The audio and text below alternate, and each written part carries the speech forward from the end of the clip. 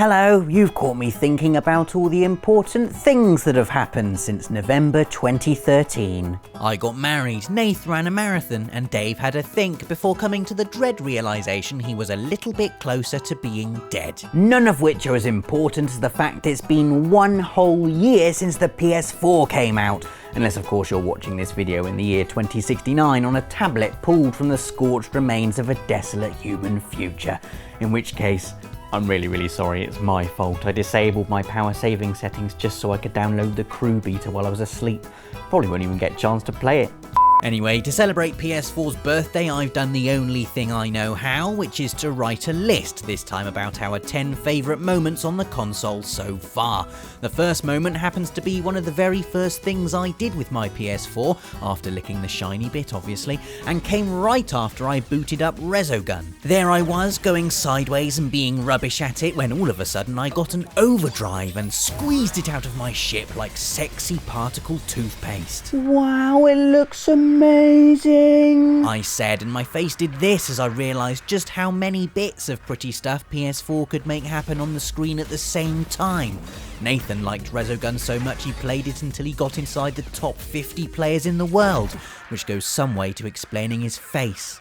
While Nath was tearing through Resogun, Dave fired up Killzone Shadowfall, which we're about to spoil by the way, so if you've not played it yet then skip this next bit. Seriously, this is the ending of Killzone Shadowfall. Get gone. Too late, you get shot in the face and the credits happen. Oh my god, you'll be thinking, I did all that just to get shot in the face? Wow, I'd better go and make a cup of tea while I decide whether or not I think that's a good ending. I'm going to make that cup of tea right now. Here I go. No, don't go, say the credits, eventually doing a clever visual effect and then dumping you straight back into the action. Except this time you get 10 minutes in the sneaky shoes of Echo, 10 minutes that culminate in you shooting the guy who just shot you. Oh, look at the graphics on that bullet. Look how slowly it's going. If only someone made a game where you got to see the bullet go inside a person, and also their organs bursting like a ketchup bottle that had just been stamped on. Oh, that was specific. It sounds like I might be subtly linking to moment number 3. I am, and to be even more specific, it's a moment that comes in Sniper Elite 3, and more specific still, it's when a bad man gets shot in the balls. There's something universally satisfying about this kind of brutal emasculation, something that can only really be conveyed by 3 juvenile idiots making this noise. Shoot him in the balls again, we all said, and it was during this moment of exploding testicular immersion that we knew Next Gen had truly arrived.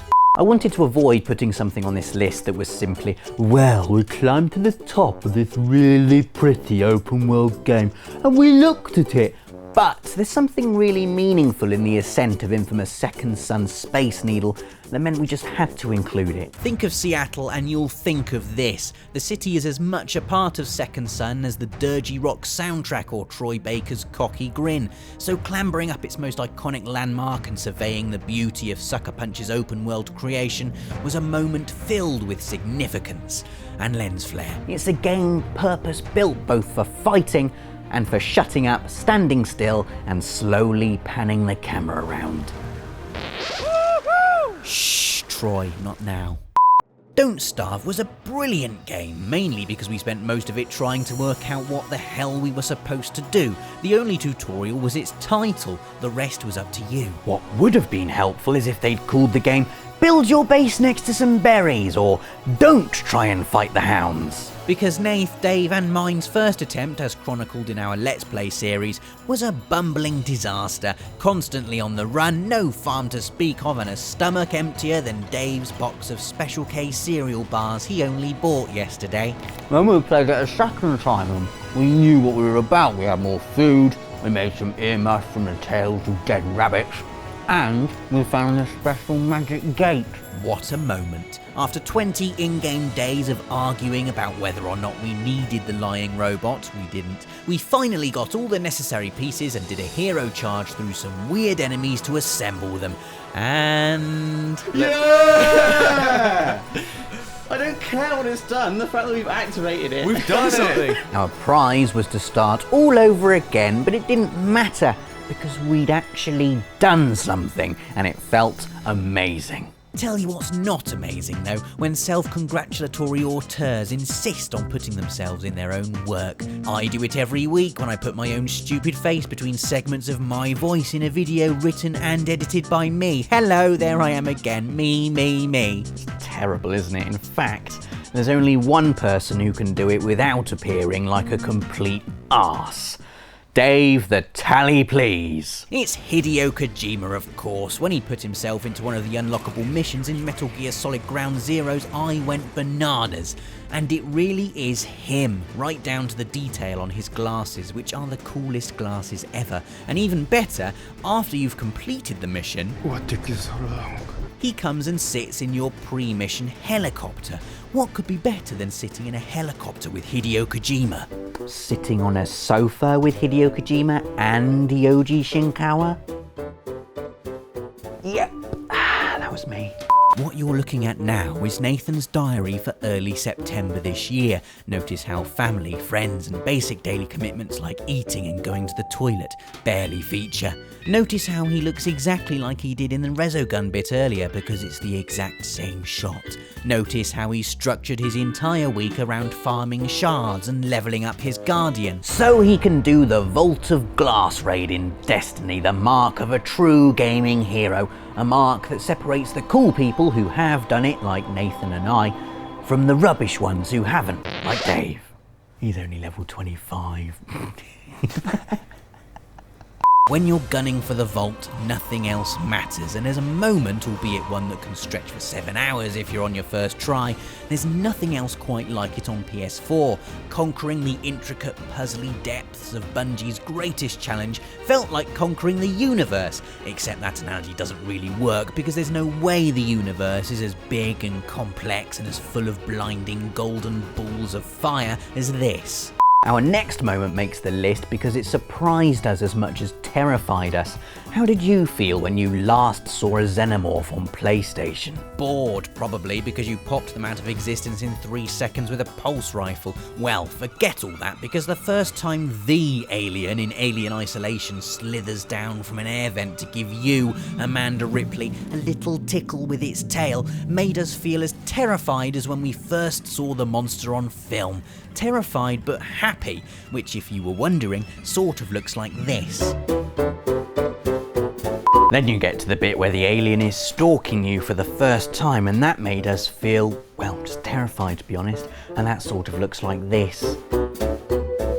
The next entry on our list is from Shadow of Mordor, and I'm sorry, I can't talk about that without doing my Gollum impression. Our favourite moment here was when we realised how precious the Nemesis system was, and the filthy orcs who'd killed us would get a promotion, come back and kill us again, and then even go and invade our friends' games. You don't have any friends. Nobody likes you. It's true. Smeagol has no friends.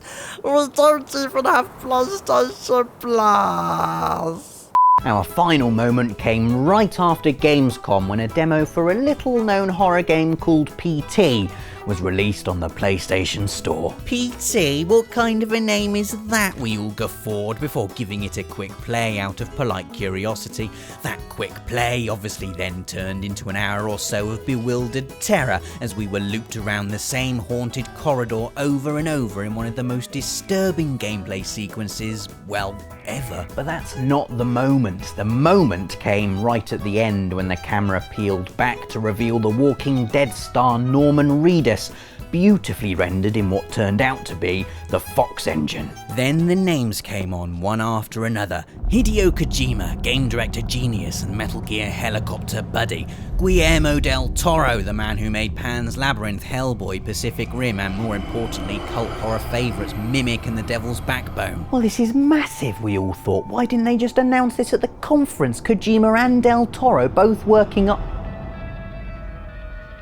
That's right, Silent Hill is going to be good again, and it's coming to PS4. What a moment of revelation. So there you go, our 10 most amazing moments on PS4 so far. Let us know yours in the comments, like the video if indeed you did like it. Join us next week when I'll be going through my personal top 10 PlayStation games of all time, and subscribe to make sure you don't miss anything from our month of PlayStation memories.